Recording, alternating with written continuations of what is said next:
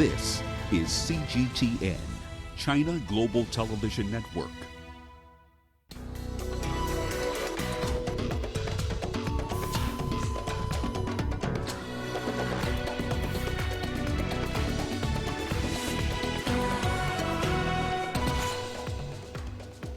Chinese Foreign Minister Wang Yi discusses the coronavirus pandemic and trade with German counterpart.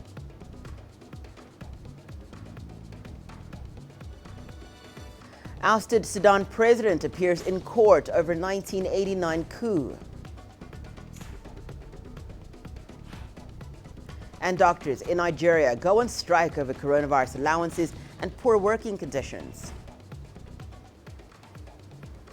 Hello and welcome. You're watching Africa Live. We're coming to you live from Nairobi. I'm Hannah Viviers, and here with the latest in business is Rama. Thank you very much, Hannah. Here's what's coming up in the course of the hour. White farmers in Zimbabwe can apply to get land back in a new government compensation program. And state-owned enterprises in South Africa are asking for multi-million-dollar bailouts from South African taxpayers. We'll have the details on those stories and lots more in the course of the hour. For now, let's start with the latest in current affairs with Hannah. Thank you, Rama. We'll see you in a bit. Well, Chinese President Xi Jinping has been speaking about the economy, calling for more reform and innovation. He presided over the 15th meeting of the Central Committee for Deepening Overall Reform. The Chinese leader acknowledged challenges that lay ahead, but he urged more focus on key issues, including upholding socialism with Chinese characteristics and allocating resources more efficiently. He also called for improvements to industry and technology in order to stabilize the industrial supply chain and promote trade. The meeting reaffirmed China's determination to further open up its markets while improving connections with the global economy. Meanwhile, China's foreign minister is on the final stop of his European tour. The pandemic and trade topped the agenda as Wang Yi sat down with his German counterpart, Heiko Maas, their second meeting this year. This trip has been Wang's first foreign visit since the pandemic began. Over the past week, he's been in Italy, the Netherlands, Norway, and France. Our correspondent Mark Webster has more from the meeting in Berlin. We've been waiting to find out when China and the EU might finalize a new trade and investment agreement, which could define the relationship between them for years, possibly even decades. Don't forget that China is Germany's biggest trading partner. Before the pandemic, the trade between the two of them amounted to $250 billion a year. Now, certainly from a German perspective, at a time when the world economy has suffered badly because of the pandemic, they'd be keen to see that being much more beneficial. So I think one of the things we'll be taken away from here is better understanding of each other's position, the fact that Europe will define its own relationship with Beijing. It won't be thrown off course by whatever comes out of any other voice or government anywhere around the world. And third, that they are absolutely committed to deepening the trade relationship between the EU and Beijing. And so the foreign minister, the Chinese foreign minister, will no doubt fly back very happy that he seems to have achieved a lot of the objectives he set out to do. Let's come back here to the continent, where in Sudan, former President Omar al-Bashir has appeared in court over the 1989 coup that brought him to power.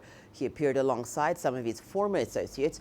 Bashir's trial had been postponed because of overcrowding that violated coronavirus pandemic control measures at the scheduled opening date last month. He faces the death sentence if found guilty. The 75-year-old ruled Sudan for 30 years before being ousted in a 2019 coup. His ouster followed protests in which several civilians were killed. He's also facing corruption charges. In February, the new transitional government had agreed that Bashir should stand trial before the International Criminal Court on charges of genocide and crimes against humanity allegedly committed in the Darfur War. 2 crew members from a tugboat involved in cleaning up an oil spill off Mauritius have been killed when their vessel collided with a barge in Mauritian waters. Authorities say 4 other crew members were rescued, but 2 are still missing. Witnesses say the collision was caused by stormy weather that hit the Indian Ocean last evening.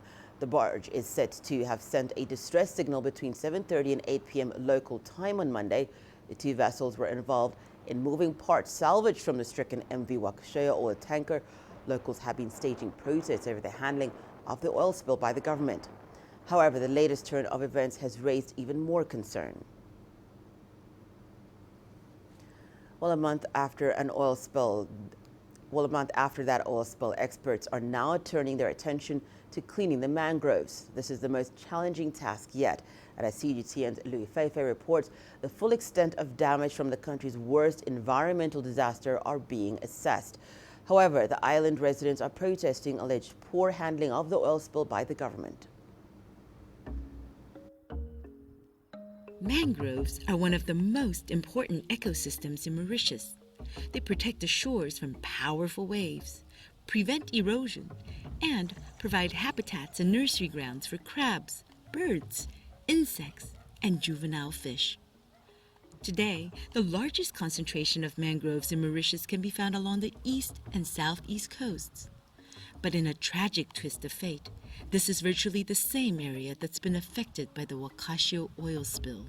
When the oil spill from Wakashio happened, a lot of the oil initially that came out went and deposited itself in some of the mangrove areas. So it tends to coat the roots, and then it also coats the soil down.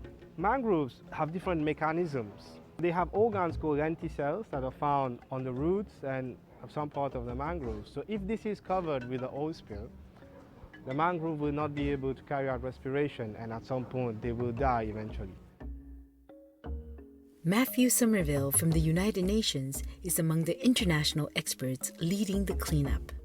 A lot of the liquid oil, the mobile oil, has been removed rapidly. In places like where we're standing here, there was lots of local people working here recovering oil. Some of the waste you see around us now is going to be removed. It's difficult to get out of this location. And then they'll start on the second stage of cleaning the mangroves. Carefully, locally trained teams working through the area. Wakashio's insurer has appointed international contractors to train locals for ongoing cleanup efforts. We are now doing the coastal cleaning with local partners. First, we are removing all the accumulated solid waste in the area like leaves and seaweed drenched in oil. Then we will gently flash wash the mangroves with large amounts of low-pressure water. The locals working with us are very motivated.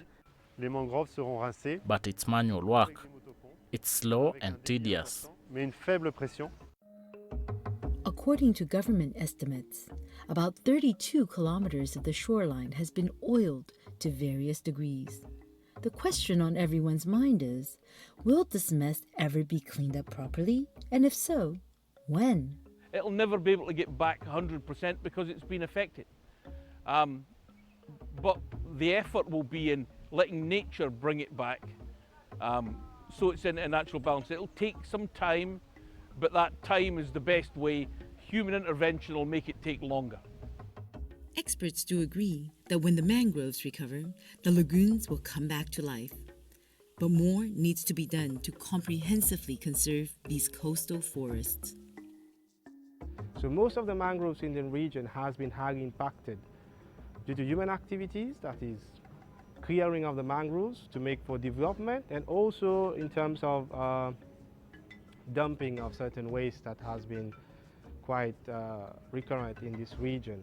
After the cleaning, which is a thorough process, we need to come up with restoration programs of mangroves. So for them to regenerate by their own is going to be hard.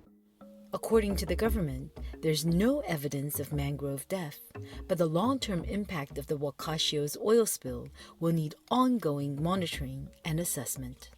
Cleaning up these mangroves from the effects of the Wakashio oil spill is extremely complicated, and if not done right, could cause more harm to these fragile marine habitats. Also known as guardians of the coast, these mangroves are now in need of help and protection themselves, and it's going to take the collaborative effort of the government, the international experts, the locals, and even Mother Nature herself to restore and reinvigorate these critical ecosystems. Liu Feifei, CGTN, Point Jerome, Mauritius.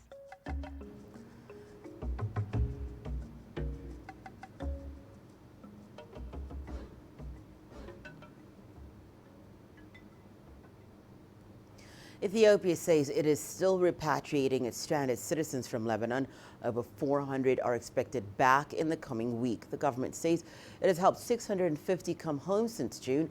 Most of them are migrant workers who were abandoned by their employers. CGTN's Coletta Wanjohi reports from Addis Ababa. Ethiopia's Ministry of Foreign Affairs says 243 migrants expected back on Monday have paid for their trip home, while the remaining 165 have had their travel costs covered by other Ethiopians. These migrants are victims of Lebanon's economic and financial crisis, which has been worsened by the coronavirus lockdown. A foreign currency crisis has also led to many migrants not being paid for months. Others have seen the value of their salaries decline by more than half. Ethiopia's government came under growing pressure to intervene following reports that Ethiopians had been left stranded outside the country's consulate in Lebanon after they were abandoned by their employers. Ethiopia says it is working with the Lebanese government to identify employers of citizens who were abandoned to try and secure unpaid salaries and allowances for their travel home. There are an estimated 150,000 Ethiopian women in Lebanon, majority of whom are doing domestic work, and many for which they can earn as little as $150 a month. Coletta Wanjohi, CGTN, Addis Ababa, Ethiopia. The Zimbabwean government has made it illegal for schools to expel pupils who face pregnancy. This move has been welcomed as an effective way to eliminate discrimination and achieve gender education equity. CGTN's Farai Mokutuya tells us more. Well, we'll come back to that story in a moment. Well, let's take a look at what's happening from outside the continent. The French president has held talks with Lebanese officials to press for reforms in the wake of an economic crisis and the aftermath of a deadly explosion in Beirut. Emmanuel Macron held a closed-door meeting with his Lebanese counterpart, Michael Aoun. Macron earlier warned of sanctions if progress towards reforms are not seen within the next 3 months, which could include withholding bailout money to address the financial crisis, as well as sanctions on the ruling class. The French president said that he asked for a follow-up mechanism from top officials, including a legislative election in a year. He says France is willing to hold an aid conference for Lebanon in October. A Lebanese new prime minister was named ahead of Macron's arrival. Meanwhile, the Lebanon's ambassador to Germany has been designated now as the country's new prime minister.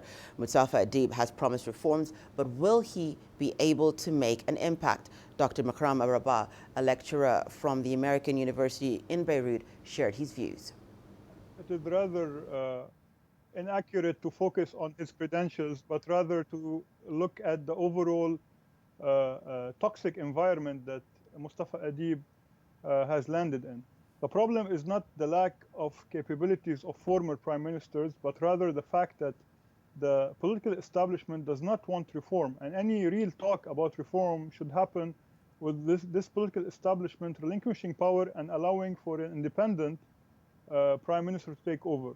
As you mentioned, Mustafa Adib is not independent. He has been named by both factions, be it the pro-Western one or the pro-Iranian faction, and thus any talk and any optimism about his ability to reform this political establishment and save Lebanon from the disaster it's currently in would be wishful thinking from any part. And more importantly, if we were to look at his career, he was appointed from outside the diplomatic corps, which means he owes his position to his political patron, and in this case, it's former Prime Minister Najib Mikati. It's time now for us to take a short break and return. More news, including Nigeria doctors on strike over coronavirus allowance and poor working conditions.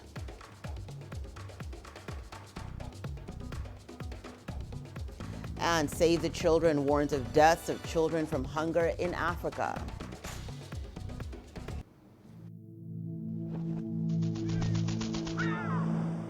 How will your world change today? What happens here? What happens there? Or what you make happen for yourself?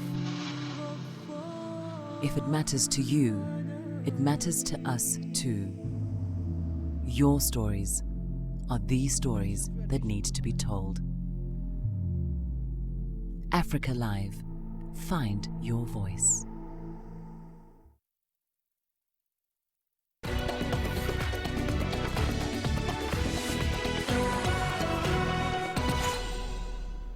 Welcome back. You're watching Africa Live. Let's now turn to Africa's ongoing fight against the pandemic. Over the past week, the Africa CDC has said that there's been a 20% decrease in reported COVID-19 cases. CGTN's Kiram Chala has the details.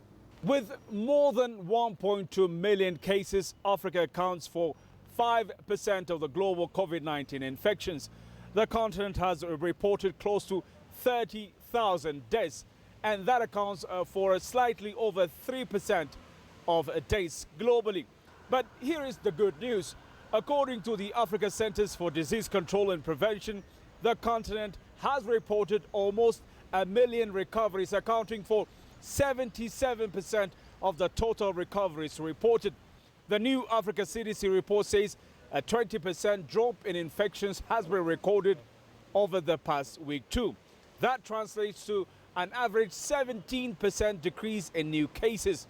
On the other hand, nearly 12 million COVID-19 tests have been conducted across the continent so far. Officials of the continent's health authorities say the 10 million test target set by Africa CDC has been already surpassed. By November 2020, Africa is expected to have tested 20 million more people. Grumchala, CGTN, Addis Ababa, Ethiopia. Well, doctors in Nigeria's capital, Abuja, have begun a strike due to poor working conditions and non-payment of their COVID-19 allowances. Nigeria has recorded over 50,000 COVID-19 cases, and more than 1,000 people have died from the disease. Haza reports from Abuja. In a statement signed by the chairman of the Association of Resident Doctors in Abuja, the organization said the strike is due to the lack of payment of allowances promised by the government, as well as pending promotions yet to be carried out. The decision to strike was made at an emergency meeting held on Monday in Abuja after an earlier 14-day ultimatum given to the government by the doctors had elapsed. Now, since the start of the pandemic, doctors across the country have embarked on a series of strikes over unpaid allowances and lack of adequate health equipment at the workplace. A similar strike by resident doctors in Abuja was called off in the month of June after the government agreed to meet their demands. However, the leadership of the Abuja Doctors Association says that since the month of April, when the outbreak worsened, payments have only been made to federal health workers and not to members under the authorities in Abuja. The doctors say the strike will continue indefinitely and will only be called off when their demands are met. Phil Ihaza, CGTN, Abuja.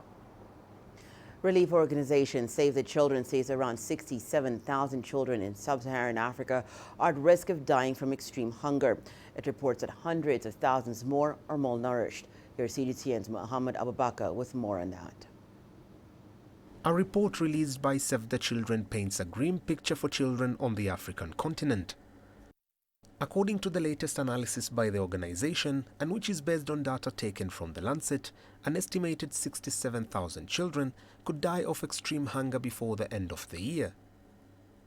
The report also says an average of 426 children per day are at high risk of death unless urgent steps are taken to address the situation.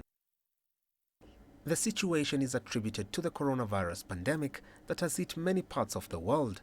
But in Africa, the viral outbreak is just one of the major causes of the problem.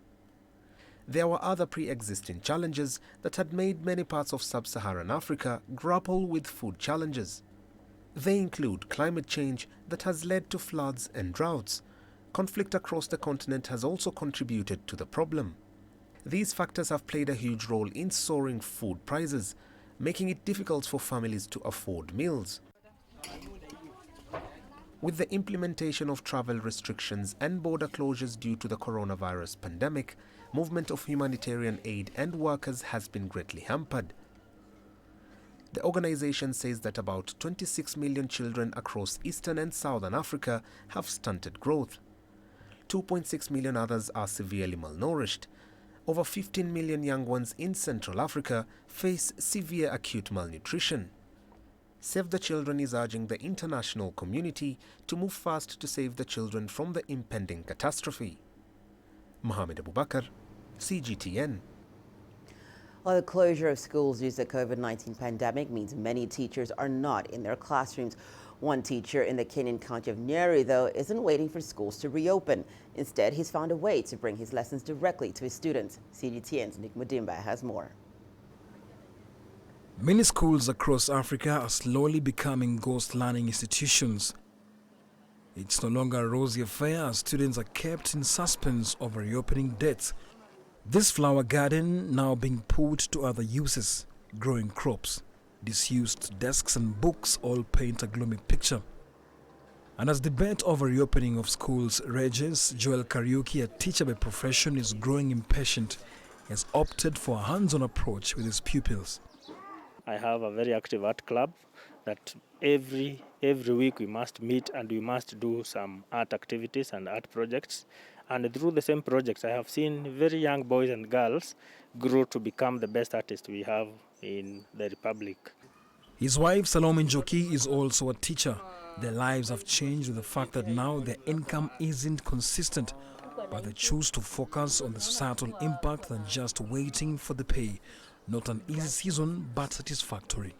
Some schools have opted for virtual lessons, but not every parent can afford the infrastructure to keep the children learning virtually. It is not very easy unless the parent is here to monitor, and you have to be with the kids to run together with them. But when you are not, it becomes a bit difficult. Even after having sessions with his own kids, Joel makes sure he visits his students who are passionate about creative arts. With the consistency, he is satisfied that even when the schools are opened, the students would have made strides and will catch up quickly. Every other day we have to have a program. We do some art, sketches, drawing, recycling of waste materials like papers, and we have made some nice art pieces. For the parents who also can't wait for the reopening of schools, Joel has been a gem at this difficult time. He does all the work pro bono, understanding the background of so many parents in his locality. He has been very helpful because even the book he's using, it's a teacher who published it, and we bought it at a very fair price. We didn't spend so much money. Private schools have partnered with a local bank in Kenya to roll out a nationwide online teaching and learning for its 2.4 million children during the COVID-19 pandemic. The initiative, dubbed Masomo Indele Linda Mwalimu, in Swahili meaning education to proceed, safeguard the teacher, seeks to keep children in private schools engaged and also get teachers get some income to sustain them during the pandemic, though many of the students can't wait to get back to school. I'm not comfortable being not at school because in school we are learning, but I will have to accept what is happening here. But I hope the virus will go and we'll go back to school. With many countries across Africa contemplating to open schools under strict protocols and guidelines, many teachers have now conformed to a post-pandemic culture that will guide and steer them even when the pandemic is over. Nick Mudimba, CGTN, Nyeri County, Kenya. Well, I'll be standing by to bring you more news, but for now, let's take a look at what's happening in the world of business with Rama. Thank you very much, Hannah. Here's what's coming up in business news. Right, farmers can apply to Zimbabwe's government to get land back in a new compensation program.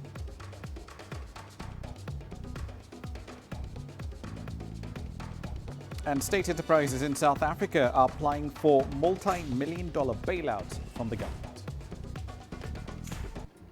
Africa is the nexus of enterprise, and global business will tell you why it matters. From the mega investment projects to multi-billion-dollar mergers and acquisitions. Africa today collects, just in terms of revenues from taxes alone, $545 billion a year. If you take 10% of that and you devote it to the energy sector, problem solved. All this on Global Business, weekdays at this time on CGTN.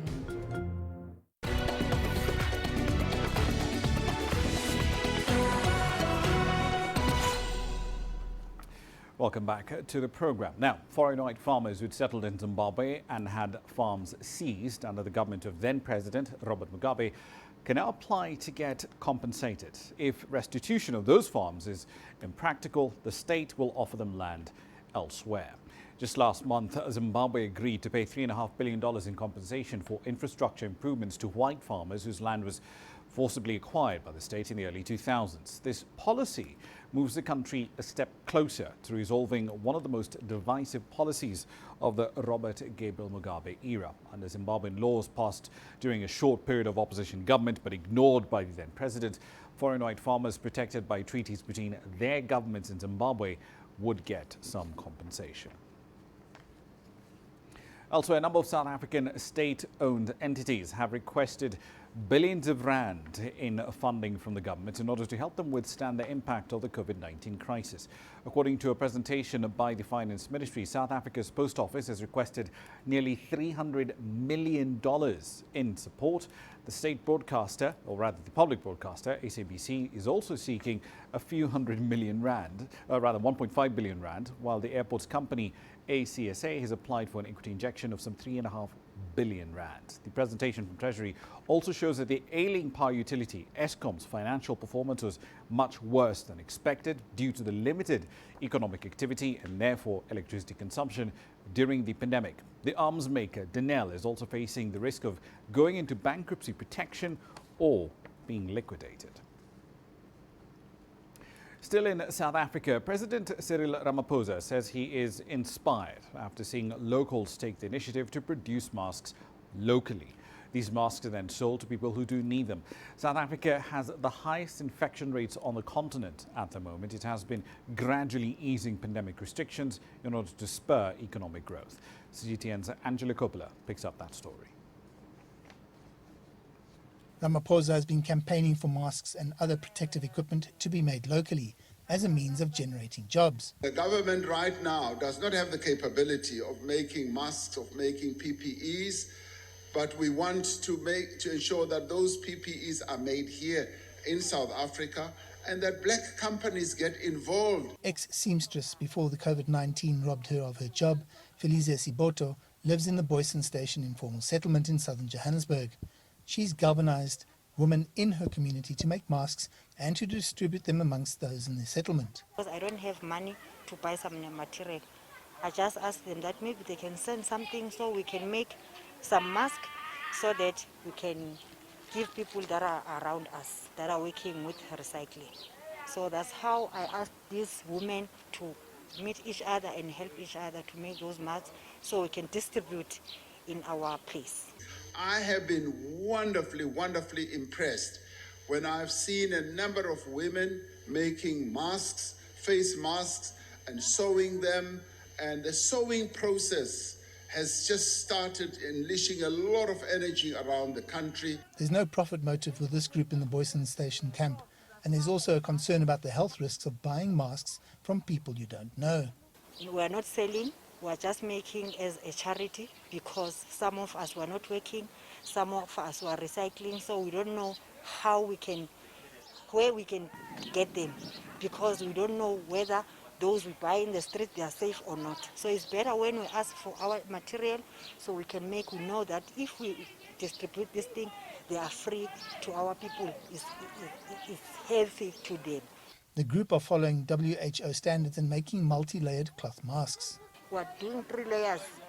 Each mask is 3 layers because it's important. I cannot make in 1 layer because if it's 1 layer, there's no proof that it's safe to me or to others.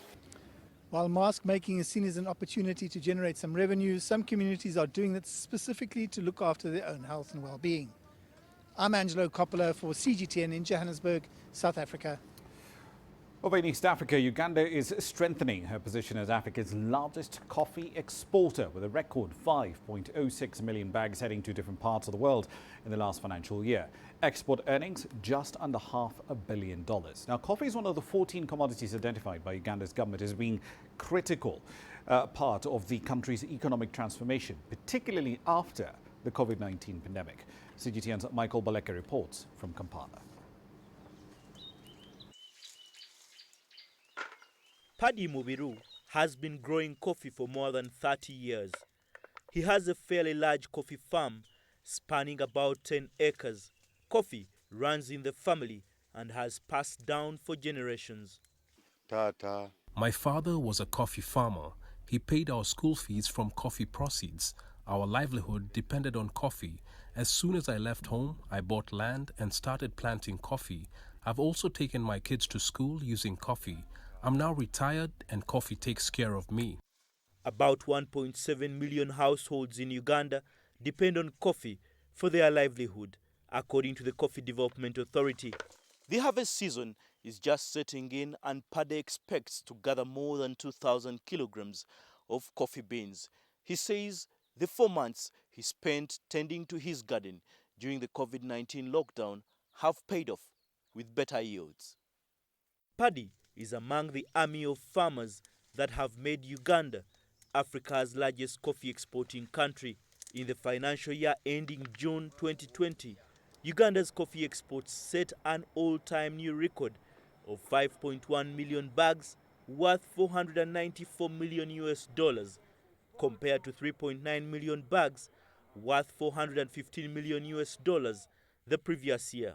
The increase in production and export volumes is attributed to the replanting program that has been ongoing for the last 10 years. At the moment, government has very demanded to produce and multiply seedlings, coffee seedlings, so that we can promote production, and we are on the ground running up and down and mobilizing farmers. And the good news is that everybody's embraced coffee. More than 900 million seedlings have been distributed so far to replace the trees lost to the coffee wilt disease. The national plan is to increase production to 20 million bags by the year 2025. And the Coffee Development Authority says this will require the rehabilitation of old trees and research into disease-resistant varieties. What we see is that more and more middle-income earners in big offices and those with large chunks of land also coming in coffee. So we think we are going to hit the target, and the plan from the government is that we should be planting 300 million seedlings every year. The COVID-19 pandemic has not had as much effect on coffee production compared to food crops like matoke. And some farmers like Paddy say the lockdown has been to an extent a blessing in disguise. The pandemic restrictions on movement have forced us to stay in our gardens and give our coffee trees extra care. The more time you give to coffee, the better returns. Our only challenge was access to pesticides for bacteria and the coffee wilt, which is still killing some of our trees. Uganda grows Arabica and Robusta coffee varieties, and the government is looking at the beverage as one of the commodities critical to the economic transformation and recovery of the country in the wake of the pandemic. And the hope for farmers like Paddy is that the increase in coffee earnings is also reflected in their pockets. Michael Baleke, CGTN, Kampala, Uganda. One last story for you, this time outside the continent. The latest available data indicated India's economic output contracted by nearly 24% in the second quarter as consumer spending, private investment and export all nosedived. Now, the COVID-19 pandemic has also brought soaring unemployment. 5 million Indians lost their jobs in the month of July alone. The total number of unemployed persons in the country is now 18 million. CGTN's Ravinder Bala takes up the story. It is a daily struggle for Ruxana to arrange food for her girls. Gone are the days when the daughters had a nutritious meal at school. Due to the pandemic, schools are shut, depriving them of a proper meal. Sometimes Ruxana has to go hungry to feed the little ones. To make matters worse, she has lost her job as a domestic help. I'm facing a lot of difficulties. I have no job and it's difficult to pay rent. When schools were open, I would leave my children there and go to work. But since schools are shut, I cannot go to work and we stay at home all day. We would bring food from the school. In the absence of any institutional support, urban poor families like Ruxana's depend on charity organizations to feed their children. Experts say undernourishment will be a huge challenge as a result of the socio-economic impact of COVID-19. The UNICEF report Upending Lives does make some kind of a projection, and we can see from that report that almost 300,000 children under 5 years of age may die simply because of malnutrition in the next 1 year, and that's quite a scary figure for us to respond to immediately. In addition to this is the issue of unemployment. Ravinder Debra lost his job during the lockdown in March. Since then, he's struggling to make ends meet and is under huge debt. There are no jobs, and there are 10 people looking for a job, but only 2 jobs are available, and the other 8 are without jobs. 90% Indians work in the informal economy. They have suffered income loss and layoffs due to the pandemic. This puts them at a risk of falling deeper into poverty. Ravinder Bava, CGTN, Delhi.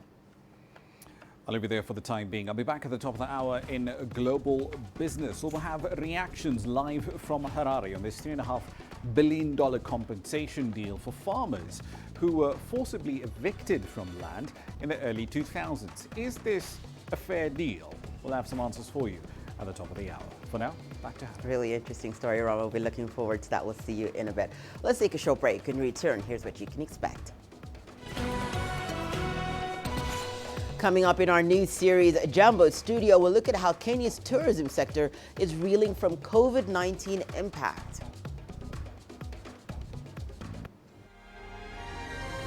The greatest journeys, the greatest sights, the greatest adventures. Here in Kanater, this weir allows the locals to walk on water. We're far more than just TV news. We're your passport to the wonders of Africa. To bring you stories of struggle, survival and hope.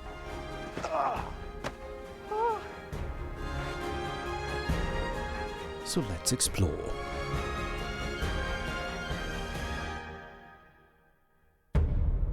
CGTN.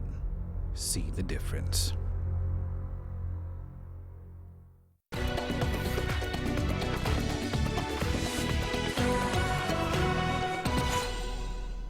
Welcome back onto our new series called Jumbo Studio. We focus on the effects of COVID-19 on the tourism sector in Kenya. Our CGTN crew has just returned from the Masai Mara, where the annual Wildebeest migration is on. However, it is business unusual as tourism investors and locals try to make the best out of this unique event. This is a migration amid contagion.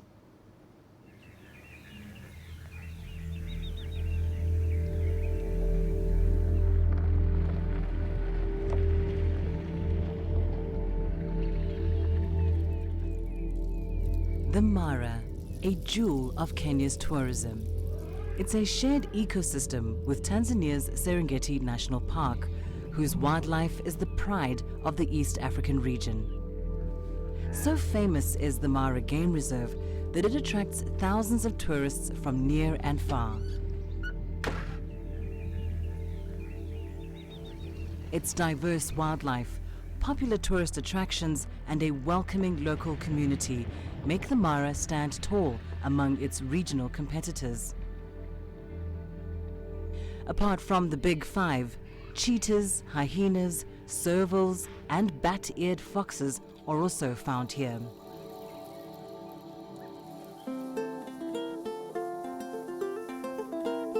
One of the Mara's most prized events is the annual Wildebeest migration.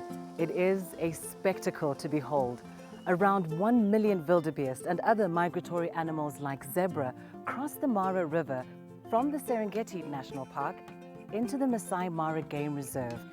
They come in search of pasture and to mate. But with predators circling the scene, it is a life and death exercise. There are crocodiles in the water, lions, cheetahs, and even hyenas lie in wait on land. It is a journey of challenges and dangers.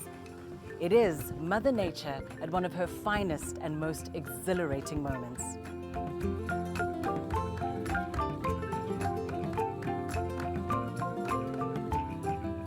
So phenomenal is the migration that it draws thousands of foreign and local tourists, raking in millions of dollars every year for the sector.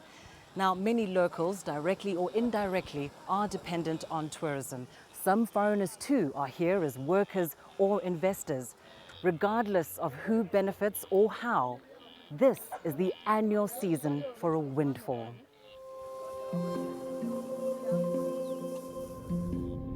Once again, the season is here and the Mara is the place to be. However, this year's migration comes at a time when Kenya, like the rest of the world, is battling the COVID-19 pandemic, a migration amid a contagion.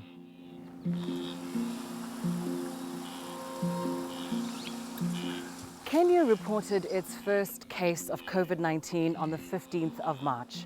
Almost immediately, the country went into a partial lockdown. Coronavirus cases are still on the rise, now surpassing 30,000. It's clear the economy has not been spared, with tourism, one of Kenya's biggest foreign exchange earners, taking the hardest hit. Flight bans and border closures were implemented across the world to curb the spread of the virus, forcing Kenya's tourist hotspots to shut down or drastically scale down operations. The effects have been devastating. So hard are the times that Kenya's Tourism Cabinet Secretary could only lament about it. In the past month, restrictions have been relaxed, flights have resumed and hotels have reopened. However, unlike previous years, there are noticeably fewer foreign tourists in the Mara. Hit by the dwindling number of foreign tourists from the traditional markets of China, Europe and the United States, Kenya is now looking inwards. It's turning to the local market. With special packages and reduced prices, the country is hoping to keep this vital sector afloat until the dark cloud of the coronavirus goes away. But for a local population that is already suffering the economic effects of COVID-19, how cheap is cheap? It's business unusual here at the Mara. Social distancing, hand washing, sanitizing, as well as the wearing of face masks are some of the measures being pushed by government, protocols that hotels must adhere to. It just happened to be fortunate enough for us that COVID happened. Normally during this time, it's not very easy for us to get access to such places. Pleasure to meet you. Good to meet you too. Actually, before we came back, we had to follow the strict rules put by the Ministry of Health and the Kenyan government to combat the spread of the coronavirus. And we put measures, like when you checked in, you see that there was you wash your hands, you sanitize, we check your temperatures, and put on your masks.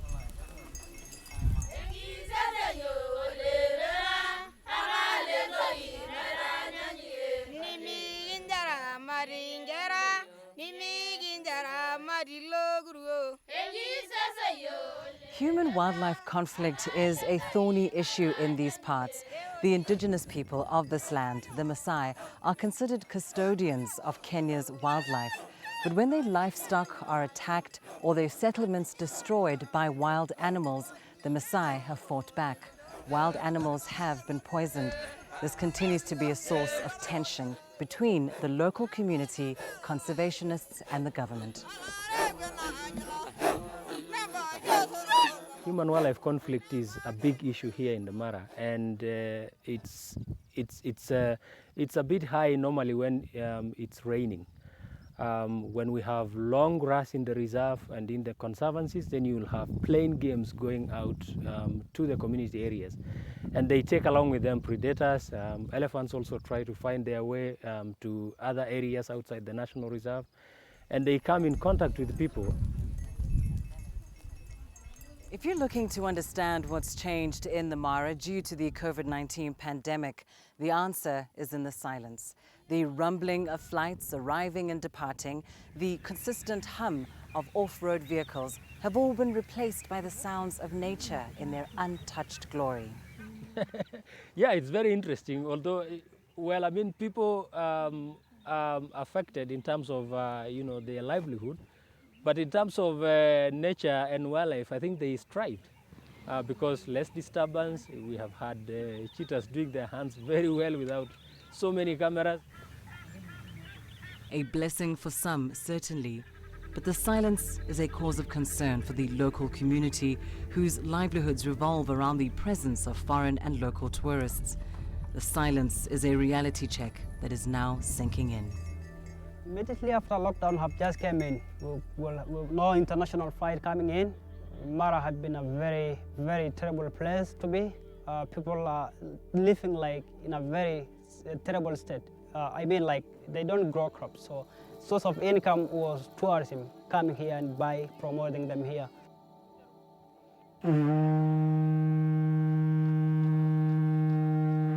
As the sun sets in the Mara, only time can tell when it will rise again on global tourism.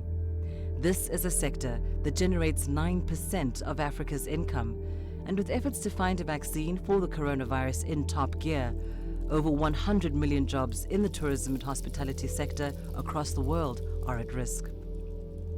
And as we always mention, magical Kenya. And I'm in the majestic Mara. So guys, you're most welcome to come, visit us, enjoy. We say Tembea Kenya, and all the COVID protocols are in place. As the cold occasioned by the coronavirus reigns globally, Kenyans and locally based foreigners are metaphorically chopping their own firewood just to keep warm. Many here are hoping for better days ahead. For hope is a good thing, and good things never die.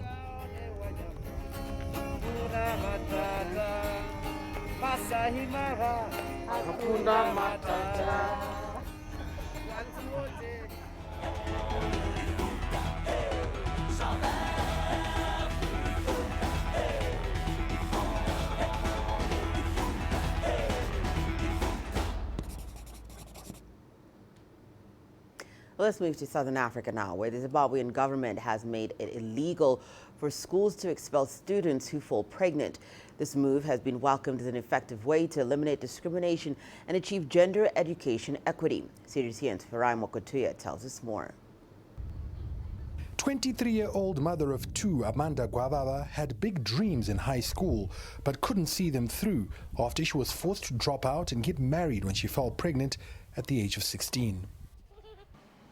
I wanted to go as far as possible with my education, but it all stopped after I fell pregnant. The school did not accept pregnant students. That rule has now been overturned as Zimbabwe seeks to reinforce a provision it made back in 1999 aimed at ensuring that no child is left behind by the education system. Because it wasn't effectively implemented, girls like Amanda and thousands more were disadvantaged. I like the decision because it's unfair that a single mistake you made can ruin all your dreams and aspirations. Education is a right, and it's a right for everyone.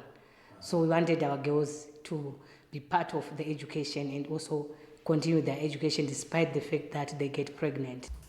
However, even as activists celebrated the government's latest move, they're also questioning how pregnant schoolgirls will be safeguarded. She's going to face backlash, even from the teachers. It might be male or female teachers. You know, teachers, I think they are already overburdened in terms of what they're supposed to do. So they are even overburdened now when they are catering for these, normal. Should I say normal? And that's why I'm not stigmatizing them. The Ministry of Education says it already has structures to cater for the welfare of all school-going children, including the special needs of young expectant mothers. You are right or you are wrong. It has a student welfare department at its head office whose operations spread nationwide.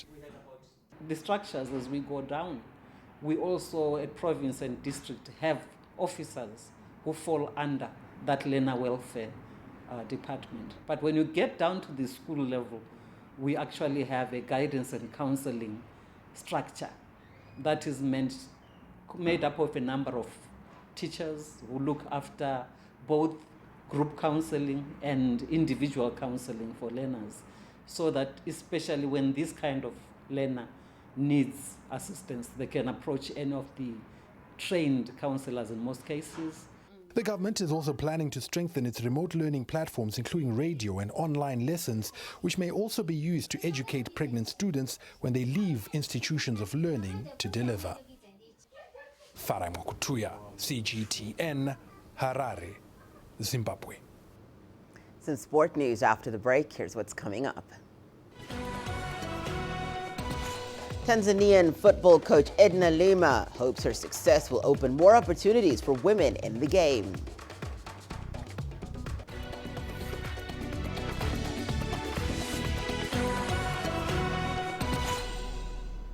It's time now for your sport news. According to FIFA data from a 2019 survey, women coaches account for just 7% of licensed football coaches worldwide. Tanzania's Edna Lima is one of a handful of female football coaches. She's currently the assistant coach of Twiga Stars, which is the country's national women's soccer team. Edna's journey to the top, however, has not been an easy one. Here's CGTN's Isaac Lucando with her story. Edna Lema never thought she would one day become a football coach. Discouragement, few opportunities, and no female role models made her path a difficult one. She credits her confidence and the Tanzanian Football Federation, TFF, for where she is now. I can say they're behind my success through the immense support they continue to give me to ensure I reach my goals. This is because when you talk of the 3 female coaches in the country, Edna Lema's name is one of them. So I'm grateful to TFF and I believe they have good plans for me. Edna has been coaching the women's under-17 national team for 4 years now. Protasia, a national team player, says there's an advantage to having a female coach. We see her as a mother or a sister, so there are some things that are easier to approach her as opposed to a male. She gets ample time to talk to us in our changing rooms. Male coaches can't do such a thing. According to FIFA, of the 200 licensed coaches in Tanzania, women make up less than 5% of that number. As part of commitment to increase the opportunities that exist within football for female coaches, the World Football Governing Body FIFA started a mentorship program in 2018, enabling women in the game to acquire new knowledge, skills and experience that they can harness in their careers, ultimately addressing the disproportionate representation of female coaches in football. Female coaches still face skepticism from some Tanzanian fans, but many are supportive.